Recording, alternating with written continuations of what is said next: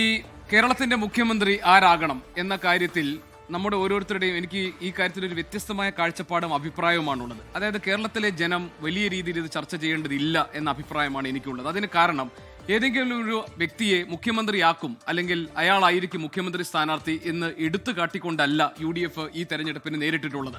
നേരെ മറിച്ച് ഇടതുമുന്നണിയെ സംബന്ധിച്ച് നമുക്കറിയാം, അവർക്ക് ഒരു ക്യാപ്റ്റനെ ഉണ്ടായിരുന്നുള്ളൂ, അത് പിണറായി വിജയനായിരുന്നു. പിണറായി വിജയന്റെ ചിത്രവും പോസ്റ്ററുകളും ബാനറുകളുമായിരുന്നു ഉണ്ടായിരുന്നത്. തുടർഭരണം കിട്ടുകയാണെങ്കിൽ പിണറായി വിജയൻ തന്നെയായിരിക്കും മുഖ്യമന്ത്രി എന്ന് ജനങ്ങൾക്കറിയാം. അപ്പോൾ ഈ ജനവിധിയിൽ പ്രതിഫലിച്ചിരിക്കുന്നത് ഒരു ഭരണവിരുദ്ധ വികാരമാണ്. വേറൊരു അർത്ഥത്തിൽ പറഞ്ഞാൽ പിണറായി വിരുദ്ധ വികാരമാണ് ഈ തെരഞ്ഞെടുപ്പിൽ പ്രതിഫലിച്ചിരിക്കുന്നത്. അപ്പോൾ ജനം ഒന്നേ കണ്ടിട്ടുള്ളൂ, അതായത് ഈ സർക്കാരിന് തുടർച്ച നൽകേണ്ടതില്ല. അതാണ് ജനാധിപത്യ രീതിയിൽ ഈ ജനവിധിയിലൂടെ വ്യക്തമാകുന്ന ഒരു കാര്യം. അതല്ലാതെ VD സതീശൻ മുഖ്യമന്ത്രിയാകുന്ന ഒരു കേരളമോ അല്ലെങ്കിൽ KC വേണുഗോപാൽ മുഖ്യമന്ത്രിയാകുന്ന ഒരു കേരളമോ രമേശ് ചെന്നിത്തല മുഖ്യമന്ത്രിയാകുന്ന ഒരു കേരളത്തിനോ ഒരു സർക്കാരിനോ വേണ്ടിയല്ല ഈ നാട്ടിലെ ജനങ്ങൾ വോട്ട് ചെയ്തിരിക്കുന്നത്. അതുകൊണ്ട് ഈ നേതാക്കളുടെ മുഖ്യമന്ത്രിയാകാനുള്ള അർഹതയെക്കുറിച്ചോ യോഗ്യതയെക്കുറിച്ചോ അതിൻ്റെ ഒരു മാനദണ്ഡം നമ്മൾ നിശ്ചയിക്കേണ്ടതില്ല എന്ന അഭിപ്രായമാണ് എനിക്കുള്ളത്.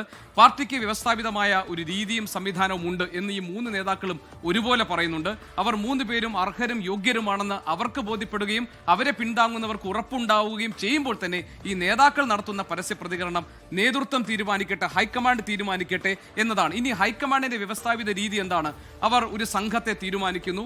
ആ AICC സംഘം, നിരീക്ഷകരടങ്ങുന്ന സംഘം കേരളത്തിൽ വരുന്നു. അവർ ഓരോ MLA-മാരെയും, അതായത് 63 MLA-മാരാണ് ഇപ്പോൾ കോൺഗ്രസിനുള്ളത്. 1960-ൽ ശേഷം ഇത്ര അധികം MLA-മാർ കോൺഗ്രസിനുണ്ടാകുന്നത് ആദ്യമായിട്ടാണ്. ഈ ഓരോ MLA-മാരെയും ഓരോരുത്തരെയായി വിളിച്ചു വരുത്തി അവർ സാഹചര്യങ്ങൾ പരിശോധിക്കുന്നു, നിങ്ങളുടെ താല്പര്യം എന്താണെന്ന് അന്വേഷിച്ചറിയുന്നു. അതിനുശേഷം ആവശ്യമെങ്കിൽ കേരളത്തിലെ മുതിർന്ന നേതാക്കൾ, അതായത് മുൻ KPCC അധ്യക്ഷന്മാർ അടക്കമുള്ള മുതിർന്ന നേതാക്കളുമായി ആശയവിനിമയം നടത്തും. അതിനുശേഷം ഇവിടെ സംഘടനാകാര്യ ചുമതല വഹിക്കുന്ന ദീപാദാസ് മുൻഷിയുടെ സാന്നിധ്യത്തിലായിരിക്കും ഈ നിരീക്ഷകർ ഇവരെ കാണുക. അതിനുശേഷം MP-മാരുടെ അഭിപ്രായങ്ങൾ ചോദിക്കാം. ഇങ്ങനെ ഒരു ലോങ് പ്രോസസ് ഉണ്ട്. ഈ കഴിഞ്ഞ അടുത്തു വരുന്ന 2-3 ദിവസം കൊണ്ട് ചെയ്തു തീർക്കേണ്ട ഒരു വലിയ പ്രോസസ് ഉണ്ട്, ഒരു സംവിധാനമുണ്ട്, ഒരു നടപടിക്രമമുണ്ട്. അതിലൂടെയായിരിക്കും ആരാണ് കേരളത്തിന് മുഖ്യമന്ത്രിയാകാൻ പോകുന്നത് എന്ന കാര്യത്തിൽ തീരുമാനമെടുക്കുക.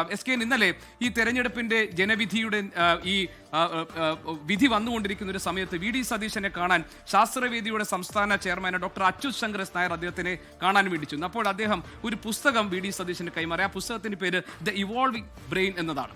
അത് ഡോക്ടർ പോൾ ഗോൾഡ്സ്മിത്ത് എഴുതിയ ഒരു പുസ്തകമാണ്. ആ പുസ്തകത്തിന് ശരിക്കുള്ള പേര് the revolving brain and ancient tool in A modern world എന്നാണ്. ആ പുസ്തകം പറയുന്നത് മനുഷ്യന്റെ മസ്തിഷ്കത്തിനും ബുദ്ധിക്കും കാലങ്ങളായി ഉണ്ടായിരിക്കുന്ന പരിണാമം എന്താണ്, പുതിയ കാലത്തെ വെല്ലുവിളികളെ നേരിടാൻ എങ്ങനെയാണ് ബുദ്ധിയെ പരുവപ്പെടുത്തേണ്ടത്, ആ മസ്തിഷ്കത്തെ പരുവപ്പെടുത്തേണ്ടതെന്ന് ശാസ്ത്രീയമായി വിശകലനം ചെയ്യുന്ന ഒരു evolutionary neuro സയന്റിസ്റ്റാണ് doctor Paul Goldsmith. അദ്ദേഹത്തിന്റെ പുസ്തകമാണ് VD സതീശന് ഇന്നലെ സമ്മാനമായി നൽകിയത്. എനിക്ക് തോന്നുന്നു സതീശൻ അത് ഒരുപക്ഷെ വളരെ ഭംഗിയായി അദ്ദേഹം വായിച്ചു തീർത്ത് കാണും. കാരണം അദ്ദേഹം ഒരു വളരെ വൊറേഷ്യസ് ആയിട്ടുള്ള റീഡറാണ്. അപ്പോൾ പുതിയ കാലത്തെ പ്രശ്നങ്ങളെ നേരിടാൻ പാകപ്പെടുന്ന രീതിയിലേക്ക് അദ്ദേഹത്തിന്റെ ബുദ്ധിയെ പരുവപ്പെടുത്താൻ VD സതീശൻ കഴിയട്ടെ. അദ്ദേഹത്തിന് മോഹഭംഗം ഉണ്ടാകേണ്ട കാര്യമില്ല. ഒരുപക്ഷെ മുഖ്യമന്ത്രിയാകാനുള്ള അവസരം അദ്ദേഹത്തിന് കിട്ടിയിട്ടില്ലെങ്കിലും KC വേണുഗോപാലിനെ പിന്തുണയ്ക്കുന്ന 52 MLA-മാർ ഉണ്ട് എന്നാണ് പറയുന്നത്. പിന്നെ ചെന്നിത്തലയ്ക്ക് വേണ്ടി TJ വിനോദ്, അൻവർ സാദത്ത്, IC ബാലകൃഷ്ണനെ പോലുള്ളവർ രംഗത്തിറങ്ങിയിട്ടുണ്ട്. VD സതീശനെ പിന്തുണച്ചുകൊണ്ട് മുഹമ്മദ് ഷിയാസ് ഉണ്ട്, ഷാനിമോൾ ഉസ്മാൻ ഉണ്ട്, KP നൌഷാദ് അലിയുണ്ട്. പക്ഷേ MLA-മാരുടെ എണ്ണമാണ് ഇതിലെ മാനദണ്ഡമാക്കാൻ പോകുന്നതെങ്കിൽ അത് KC വേണുഗോപാലിന് അനുകൂലമായിരിക്കും.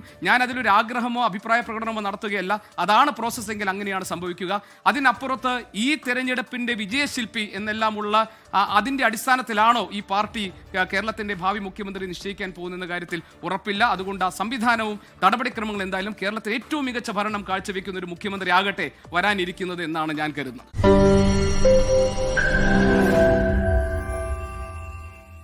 ലോകത്തെവിടെയായാലും ഏത് സമയത്തും 24 വാർത്തകളും ഓഗ്മെന്റഡ് റിയാലിറ്റി പാക്കേജുകളും എക്സ്പ്ലെയിനറുകളും വിശദമായി കാണാൻ ഞങ്ങളുടെ YouTube ചാനൽ നിങ്ങൾക്ക് സബ്സ്ക്രൈബ് ചെയ്യാം.